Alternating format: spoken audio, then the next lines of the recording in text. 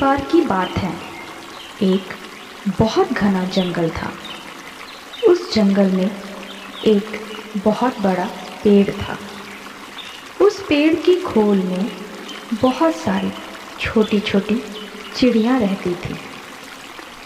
उसी पेड़ की जड़ में एक सांप भी रहता था। वह चिड़ियों के छोटे छोटे बच्चों को खा जाता था। एक बार तो एक चिड़िया सांप के द्वारा बार बार अपने बच्चों को खाए जाने पर बहुत दुखी और परेशान होकर नदी के किनारे आ बैठी। उसकी आंखों में आंसू भरे हुए थे। उसे इस प्रकार दुखी देखकर नदी के किनारे रह रहे एक मेढक ने पूछा, क्या बात है, तुम रो क्यों रही हो? यह सुनकर चिड़िया और ज़ोर ज़ोर से रोने लगी और रोते रोते उसने मेढक से कहा, बात यह है कि मेरे बच्चों को सांप बार बार खा जाता है। कुछ उपाय भी नहीं सूझता कि किस तरह से इस सांप का नाश किया जाए। यदि आपके पास कोई उपाय है तो कृपया मुझे बताइए। मेढक ने चिड़िया को एक अच्छे दोस्त की तरह एक बहुत अच्छी योजना बताते हुए कहा, तुम एक काम करो, मांस के कुछ टुकड़े लेकर नेवले के बिल के सामने डाल दो।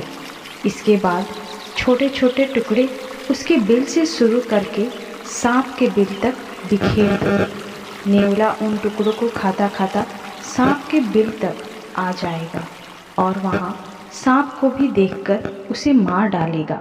चिड़िया ने मेढक की बात मान ली और उसके कहा अनुसार ही किया। नेवले ने सांप को तो खा लिया, किंतु सांप के बाद उस वृक्ष पर रहने वाली चिड़ियों को भी खा डाला। चिड़िया और मेढक ने उपाय तो सोचा, किंतु उसके अन्य दुष्परिणाम नहीं सोचे। इससे हमें यह शिक्षा मिलती है कि हमें हमेशा कुछ भी करने से पहले उससे होने वाला लाभ और हानि दोनों के बारे में सोचना चाहिए।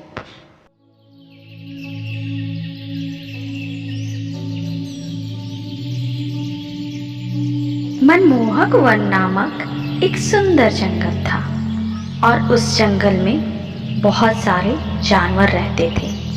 सभी जानवर बड़े प्यार से रहते थे और मिलजुल कर रहते थे। उनमें एक नन्ही चिड़िया भी रहती थी। किसी गर्मी के दिन की बात है। उस जंगल में भीषण आग लग गई। सभी जानवर परेशान थे, काफी डर रहे थे और सोच रहे थे कि क्या करें।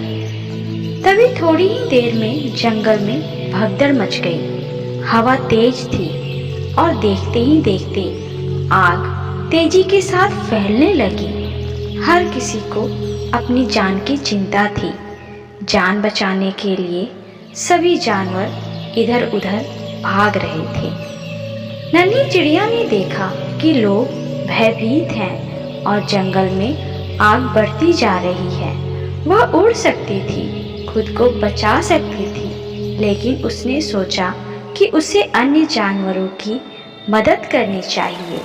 पर वह बेचारी क्या कर सकती थी। जल्दी ही पास की नदी में गई और अपनी छोटी सी चोंच में पानी भरकर लाई और आग में डालने लगी। नन्ही चिड़िया बार बार नदी में जाकर अपनी चोंच में थोड़ा थोड़ा पानी लाती और आग पर डालती। उधर एक उल्लू गुजर रहा था और उसने चिड़िया की इस हरकत को देखा और मन ही मन बोला कि ये चिड़िया कितनी बेवकूफ़ है। इस आग को क्या भला ये चोंच में पानी भरकर बुझा सकती है। उल्लू यही सोचता हुआ चिड़िया की मजाक उड़ाने के उद्देश्य से चिड़िया के पास जाता है और बोलता है, यह क्या कर रही हो? क्या तुम मूर्ख हो जो इस तरह से आग बुझाने की कोशिश कर रही हो? क्या ऐसे आग बुझाई जा सकती है? नन्ही चिड़िया ने अत्यंत ही विनम्रता के साथ उत्तर दिया, मेरे छोटे से प्रयास से शायद ही कुछ होगा, शायद ही आग बुझेगी, लेकिन क्या हम हाथ पर हाथ धरे बैठे रहें तो ये आग बुझ जाएगी? नहीं ना। इसलिए हमसे जो भी हो सके वह करना चाहिए। प्रयास ही बड़ी चीज़ है। मैं अपना प्रयास करती रहूँगी, फिर आग चाहे कितनी भी भयंकर हो।